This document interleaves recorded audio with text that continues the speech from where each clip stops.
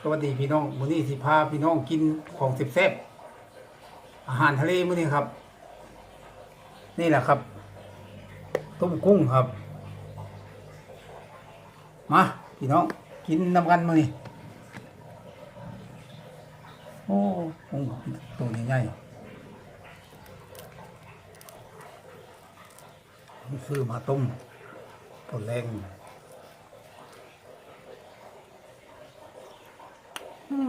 น้ำจิ้มรสเด็ดโอ้ยแซ่บหลายพี่น้องเนาะ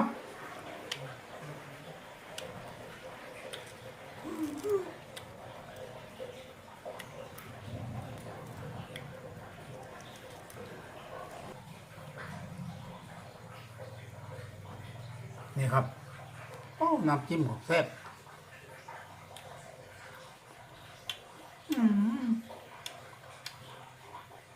นี่กะภูมิใจ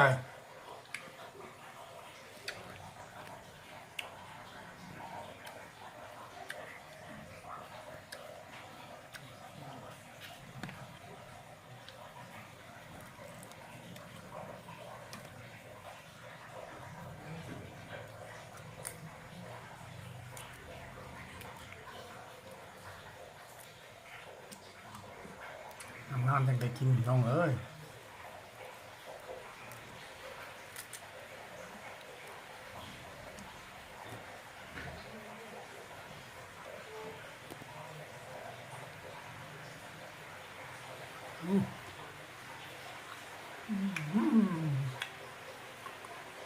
แล้วเจ้าต่อน้ำจิ้มแซ่บดิกุ้งกับแซ่บหวาน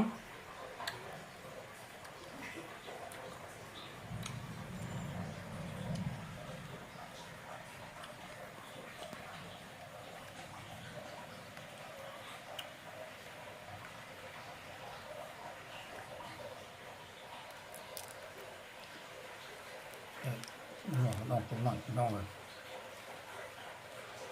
ต้มหมดพอดีครับข้าวห้องก็ต้มสุกหลายมันสิโบหวานมันก็จะแก้ยากอันนี้ต้มพอดีรสชาติมันโบเสียครับ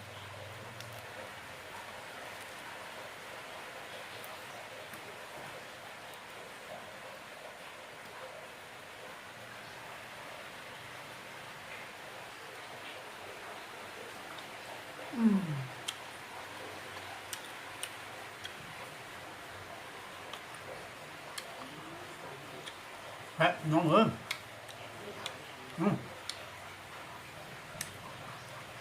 นานๆอยู่ได้กินของอันนี้เป็นแซ่บนะนี่กับน้องเลยวันนี้ก็มาแต่ขหุ่นก็จะตกครับเพิ่งมาแต่ให้แต่นาค่ำอากาศจะโอ้ฝนครึ้มพอดียายเพิ่นให้ลูกไปตลาดก็เลยไปซื้อกุ้งมาเนี่ยแหละครับตอนนี้ฝนก็จะตกมันก็มืดจังหน่อย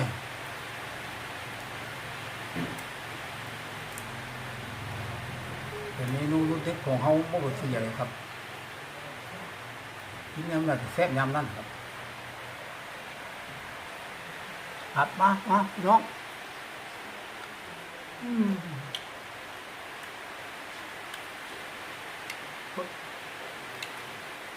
จ้านดี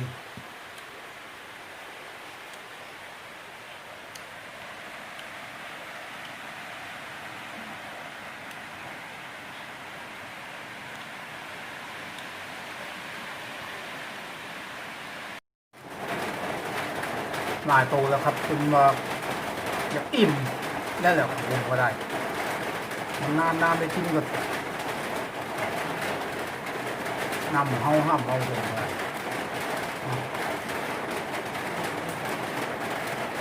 ตัวนี้ก็คือที่อิ่มแล้วครับนี่ตัวนี้ก็อิ่มแล้ว